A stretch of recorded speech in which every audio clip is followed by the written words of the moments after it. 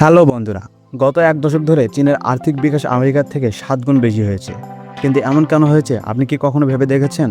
চীনের জিনিসপত্র সাধারণত সস্তায় পাওয়া যায়, কিন্তু তা দীর্ঘস্থায়ী হয় না। এটা আমরা সবাই জানি, কিন্তু আমাদের মধ্যে খুব কম মানুষই জানি যে চীন সমগ্র পৃথিবীর মধ্যে নকল জিনিস বানানো ও বিক্রির মধ্যে প্রথমে রয়েছে।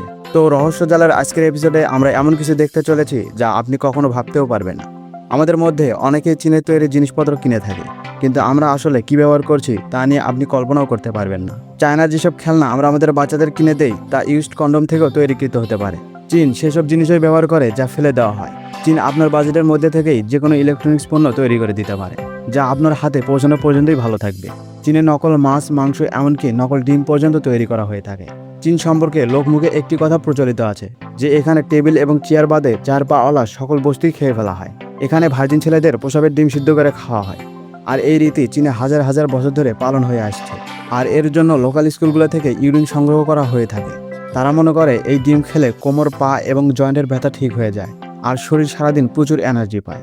এছাড়া এখানে তেলাপোকা, ইঁদুর, কুকুর, এমনকি কুমিরও খেয়ে ফেলা হয়। চীনের গুয়াংজি প্রদেশের ইউনিন শহরে প্রতি বছরের জুন মাসে ডগ মিট ফেস্টিভ্যালের আয়োজন করা হয়, এবং আনুমানিক 10 থেকে 20 মিলিয়ন কুকুর প্রতি বছর এই কারণে হত্যা করা হয়। চীনে প্রতি বছর প্রায় 4 লাখ বিড়ালও খেয়ে ফেলা হয়। সব ধরনের উদ্ভুত খাবারের জন্য চীন পৃথিবীর মধ্যে বিখ্যাত। এখানে ভেড়ার পুরুষাঙ্গকে কাঠের সাথে পেঁচিয়ে আগুনে ঝলসে খাওয়া হয়।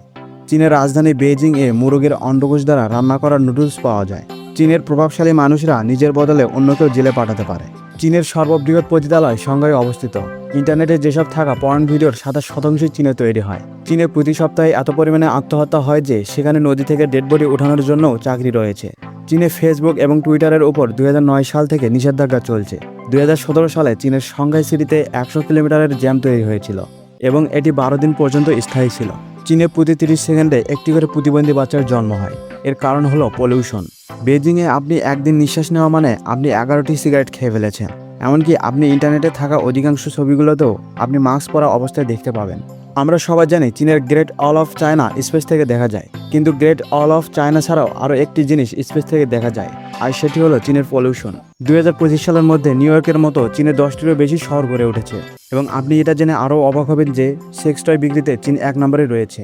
আমেরিকাতে এত পরিমাণে জনসংখ্যাও নেই যেই পরিমাণে সেলফোন চীনে রয়েছে।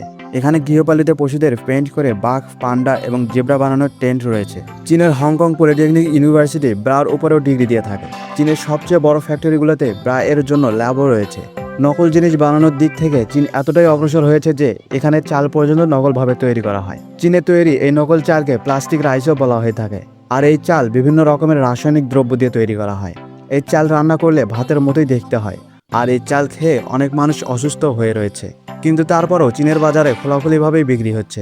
চীনে মধুও নকলভাবে তৈরি করা হয়, আর এই 1 লিটার মধু 100 টাকার মধ্যেই তৈরি করা সম্ভব, আর তার থেকে এটিকে 800 থেকে 1000 টাকায় বিক্রি করা হয়। এতক্ষণে আপনারা নিশ্চয়ই বুঝে গিয়েছেন যে চীনের জিনিসপত্র কেন এত সস্তা হয় এবং কেন দীর্ঘস্থায়ী হয় না। এত কিছুর পরেও যদি আপনি চীনের জিনিসপত্র ব্যবহার করে থাকেন, তাহলে আপনি টাকা খরচ করে মৃত্যুকে কিনে আনছেন।